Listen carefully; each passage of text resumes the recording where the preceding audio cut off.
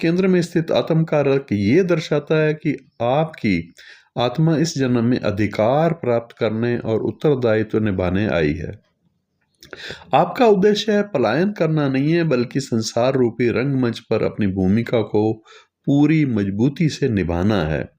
ज्योतिष शास्त्र में सेकंड हाउस और तृतीय हाउस और एकादश भाव से अगर संबंध हो आत्म कारक का, तो यहाँ क्या फल बताए गए हैं। इन भावों का संबंध हमारे संसाधनों, पुरुषार्थ और सामाजिक उपलब्धियों से है।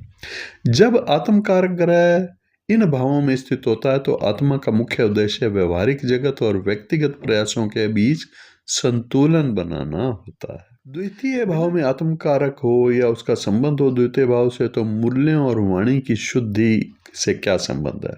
दूसरा भाव धन, परिवार, संस्कार और वाणी का है। यहाँ आत्म कारक का होना आत्मा को संसाधनों के सही उपयोग की सीख देता है।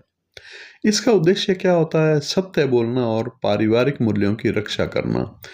ऐसी आत्मा का मुख्य पाठ लेसन अपनी वाणी पर नियंत्रण रखना और धन के प्रति मोह को कम करना होता है। प्रभाव क्या होता है? व्यक्ति को अपने परिवार की जिम्मेदारियां जल्दी उठानी पड़ती हैं। जीवन का पाठ ये है कि वास्तविक संपत्ति चरित्र है, न कि केवल बैंक बैलेंस। तीसरा भाव कुंडली का थर्ड हाउस में आत्म कारक हो या उसका संबंध हो, तो क्या होगा? साहस और पुरुषार्थ से इसका संबंध है। तीसरा भाव पराक्रम, छोटे भाई बहन और संचार और कलात्मक कौशल का है। यहाँ आत्म कारक का होना आत्मा की जिजीविषा को दर्शाता है। Will to live act. उद्देश्य क्या है? अपने डर पर विजय प्राप्त करना। ऐसी आत्मा का उद्देश्य अपने स्वयं के प्रयासों से जीवन का निर्माण करना है। प्रभाव क्या होता है? व्यक्ति बहुत साहसी और परिश्रमी होता है। उसे जीवन में कई यात्राएं करनी पड़ती हैं। यहाँ मुख्य लेसन ये मिलता है कि अपनी शक्ति का उपयोग दूसरों को दबाने के बजाय उनकी रक्षा और सही संचार के लिए किया जाना चाहिए। अब एकादश भाव 11th हाउस में आत्म कारक का होना या इससे संबंध होना, इससे पता चलता है इच्छाएं और समाज कल्याण का।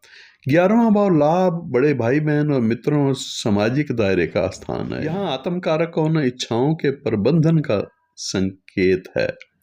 उद्देश्य क्या होता है? व्यक्ति लाभ के ऊपर उठ करके सामूहिक लाभ के बारे में सोचता है। ऐसी आत्मा का उद्देश्य अपनी सफलताओं को समाज के साथ साझा करना होता है। प्रभाव क्या होता है? व्यक्ति के पास बहुत सी इच्छाएं और महत्वाकांक्षाएं होती हैं। जीवन से लेसन क्या सीखना है? कौन सी इच्छाएं